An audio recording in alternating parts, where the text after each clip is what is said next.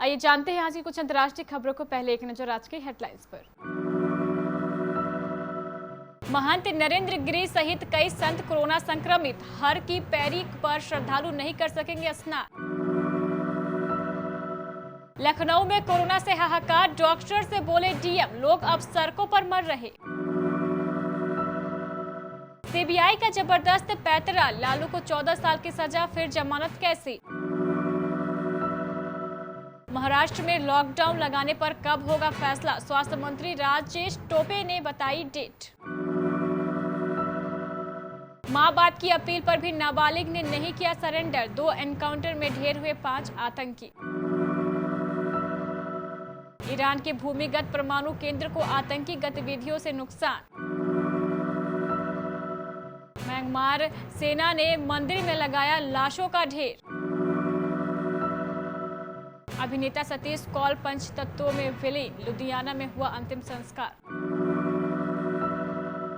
मनीष पांडे हैदराबाद को नहीं दिला पाए जीत, कोलकाता ने 10 रन से जीता मैच। और एक बार एमएस धोनी पर बहुत गुस्सा हुए थे राहुल द्रविड़, वीरेंद्र सहवाग ने बताया पूरा मामला। सोमवती अमावस्या पर होने वाले महाकुंभ शाही स्नान में कोरोना के खलल डाल दी है। शाही स्नान से ठीक पहले साधु संतों की सर्वोच्च संस्था अखिल भारतीय अखाड़ा परिषद के अध्यक्ष महंत नरेंद्र गिरी सहित आधा दर्जन से अधिक संतों के कोविड-19 संक्रमित होने से संत समाज और मेला प्रशासन में खलबली मच गई है। स्वास्थ्य अधिकारियों ने बताया है कि कुंभ नगरी में रविवार को निरंजनी अखाड़े के एक और जूना अखाड़े के 2 और संत कोरोना संक्रमित पाए गए हैं। नए मामलों को मिलाकर अब तक दोनों अखाड़ों में कुल 9 संत कोविड-19 संक्रमित पाए गए हैं। महाकुंभ मेले के लिए उत्तरदायी अखाड़ा परिषद के अध्यक्ष और निरंजनी अखाड़े के महंत नरेंद्र गिरी की रविवार को आई जांच रिपोर्ट में कोविड-19 की पुष्टि होने से महाकुंभ अधिकारियों में हड़कंप मच गया है। उत्तर प्रदेश में कोरोना वायरस की स्थिति बेकाबू हो चुकी है। पिछले 24 घंटे में कोरोना के रिकॉर्ड 15,000 से ज्यादा मामले प्रदेश में दर्ज किए गए हैं। राजधानी लखनऊ में हालात ज्यादा गंभीर है। यहां कोरोना से होने वाले मौतों का आंकड़ा हर दिन रिकॉर्ड तोड़ रहा है। शमशान घाटों पर शवों के अंतिम संस्कार के लिए लंबी लाइनें लगी है। विद्युत शवदाह गृहों में मशीनों की हालत खराब है। शवों को जलाने के लिए 8 से 10 घंटे की वेटिंग चल रही है।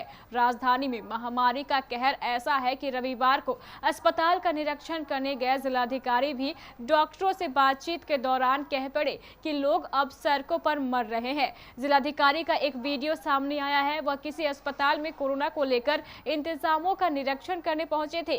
इस दौरान डॉक्टरों से बातचीत में उन्होंने कहा है कि लोग अब सड़कों पर मर रहे हैं। डीएम की यह बात पूरी तरह से गलत भी नहीं है। कोरोना महामारी से मौतों को लेकर राजधानी के हालात बिल्कुल भी ठीक नहीं है।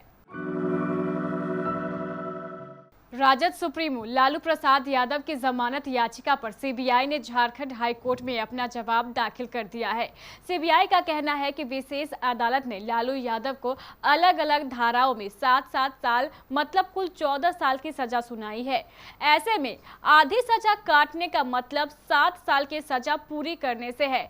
इस लिहाज से लालू प्रसाद को जमानत नहीं दी जा सकती। लालू की जमानत याचिका पर केंद्रीय जांच एजेंसी सीबीआई की ओर से दाखिल किए गए जवाब में कहा गया है कि रांची की विशेष सीबीआई अदालत ने चारा घोटाले के दुमका कोषागार से अवैध निकासी मामले में बिहार के पूर्व मुख्यमंत्री राजद अध्यक्ष लालू प्रसाद यादव को एक धारा में 7 साल और दूसरी धारा में फिर से 7 साल की सजा सुनाई है। महाराष्ट्र में कोरोना का संक्रमण विस्फोटक हो चला है। रविवार को राज्य में कोरोना के 63,000 से ज्यादा नए मामले सामने आए हैं। कोरोना के बढ़ते संक्रमण को रोकने के लिए महाराष्ट्र में लॉकडाउन लगाए जाने की संभावना तेज हो गई है। इस पर राज्य के स्वास्थ्य मंत्री राजेश टोपे ने रविवार को कहा है कि प्रदेश में लॉकडाउन लगाने को लेकर सही फैसला 14 अप्रैल के बाद लिया जाएगा। कोरोना वायरस की कड़ी तोड़ने के लिए मुख्यमंत्री उद्धव ठाकरे की अध्यक्षता में हुई कोविड टास्क फोर्स की डिजिटल बैठक में लॉकडाउन लगाने समेत कई मुद्दों पर चर्चा हुई। बैठक के बाद टोपे संवाददाताओं को जानकारी दे रहे थे। मंत्री ने कहा है कि आज की बैठक में लॉकडाउन की अवधि और इससे होने वाली आर्थिक गिरावट से कैसे निपटा जाए, इस पर चर्चा हुई है। टास्क फोर्स का मानना है कि राज्य में कोरोना वायरस के हालात ऐसे हैं कि लॉकडाउन की जरूरत है। कश्मीर में 3 अलग अलग मुठभेड़ों में रविवार को 5 आतंकियों को सुरक्षा बलों ने ढेर कर दिया है। इस दौरान 2 सुरक्षाकर्मी घायल भी हुए हैं। मारे गए आतंकियों में 14 साल का एक नाबालिग भी है, जो बीते 1 सप्ताह से अपने घर से लापता था और माना जा रहा था कि वह किसी आतंकी संगठन में शामिल हो गया है। शोपिया के हादीपुरा गाँव में रविवार को हुई मुठभेड़ में वह भी मारा गया। हालांकि किशोर आतंकी को समझाने का सुरक्षा बलों की ओर से काफी प्रयास किया गया और उसके माता पिता को भी मुठभेड़ के दौरान बुलाया गया, लेकिन सभी प्रयास विफल रहे। जम्मू कश्मीर पुलिस के आईजी विजय कुमार ने कहा कि हमने उसे सरेंडर करने का मौका दिया था, लेकिन उसके आतंकी आकाओं ने उसे ऐसा करने से रोका। आईजी विजय कुमार ने बताया, हम उसके पेरेंट्स को एनकाउंटर साइट पर लेकर गए थे और उससे सरेंडर करने की अपील की थी। वह सरेंडर करना भी चाहता था, लेकिन उसके आकाओं ने उसे ऐसा करने से रोक दिया। ईरान में नेतंज परमाणु केंद्र को आतंकी गतिविधियों से नुकसान पहुंचा है। यह जानकारी ईरान के एक वरिष्ठ अधिकारी ने दी है। इससे ठीक एक दिन पहले ईरान ने यूरेनियम का और अधिक तेजी से संवर्धन करने वाले स्ट्रेटिफ्यूल को चालू कर दिया था। अधिकारियों ने यह नहीं बताया है कि परमाणु केंद्र को नुकसान पहुंचाने के लिए कौन जिम्मेदार है, लेकिन उन्होंने अंतर्राष्ट्रीय समुदाय से परमाणु आतंकवाद से निपटने की अपील की है। ईरान के नेतंज शहर में स्थित यह परमाणु केंद्र भूमिगत है। इजरायल की मीडिया परमाणु केंद्रों को पहुंचे नुकसान को इजरायली साइबर अटैक का नतीजा बता रही है। तख्ता पलट के बाद खूंखार हुई म्यांमार की सेना ने देश की राजधानी बागो में कत्लेआम मचा रखा है। आलम यह है कि एक दिन में सुरक्षा बलों ने प्रदर्शन करने वाले कम से कम 82 लोकतंत्र समर्थकों को मार डाला और फिर इनकी लाशों से बौद्ध मंदिर के एक मैदान में एक ऊंचा ढेर लगा दिया। मारे गए प्रदर्शनकारियों की संख्या पर नजर रखने वाले assistant association for political prisoners संगठन और स्थानीय मीडिया ने अखबारों में यह दावा किया है कि अब तक 82 लोगों की मौत की पुष्टि हो गई है, लेकिन ये आंकड़ा अभी और भी बढ़ सकता है क्योंकि अन्य मामलों का मृतक घोषित किया जाना बाकी है। इससे पहले भी 14 मार्च को राजधानी से मात्र 100 किलोमीटर दूर यांगून शहर में सुरक्षा बलों ने 100 से ज्यादा लोगों को मार गिराया था।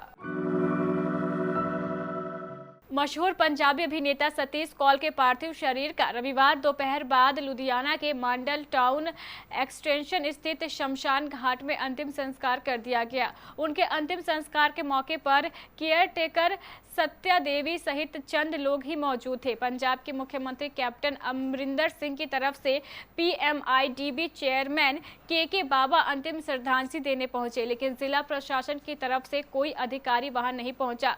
गौरतलब है कि बॉलीवुड में 300 फिल्मों में अभिनय करने वाले सतीश कौल बीते कुछ साल से गुमनामी की जिंदगी जी रहे थे। पहले वह लुधियाना के एक वृद्ध आश्रम में रहा करते थे। अब बीते कुछ साल से उनकी प्रशंसक सत्या देवी ही उनकी देखभाल करती थी। दोनों ही एक किराए के मकान में रह रहे थे। उनकी आर्थिक हालत इस कदर खराब हो चुकी थी कि 2019 में उन्हें आम लोगों से सहायता मांगने की नौबत आ गई थी। उस समय पंजाब सरकार ने उन्हें 5 लाख रुपए दिए थे।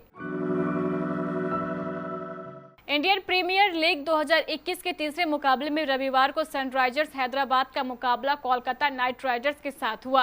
कोलकाता नाइट राइडर्स ने यह मुकाबला 10 रन से जीत लिया। 188 रन के लक्ष्य का पीछा करते हुए सनराइजर्स हैदराबाद की टीम 20 ओवर में 5 विकेट खोकर 177 रन ही बना पाई। सनराइजर्स हैदराबाद की तरफ से मनीष पांडे ने सर्वाधिक 61 रन बनाए और वो नाबाद रहे। उनके अलावा जॉनी बेयरस्टोन ने 55 रन बनाए। उन्होंने अपनी पारी में 3 छक्के और 5 चौके लगाए। भारतीय क्रिकेट टीम के पूर्व बल्लेबाज वीरेंद्र सहवाग ने कहा है कि उन्होंने एक बार पूर्व कप्तान राहुल द्रविड़ को जबरदस्त गुस्से में देखा था, जब पाकिस्तान के खिलाफ एक ढीले शॉट के कारण युवा महेंद्र सिंह धोनी ने अपना विकेट गंवा दिया था।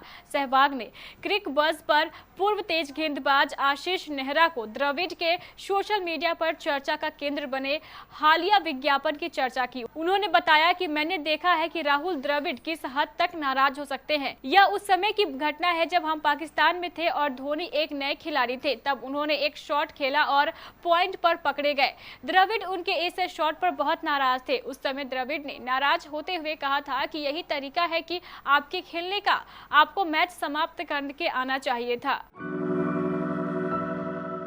तो ये थी हमारे कुछ अंतर्राष्ट्रीय खबरें। चलेंगे प्राइम स्टूडियो।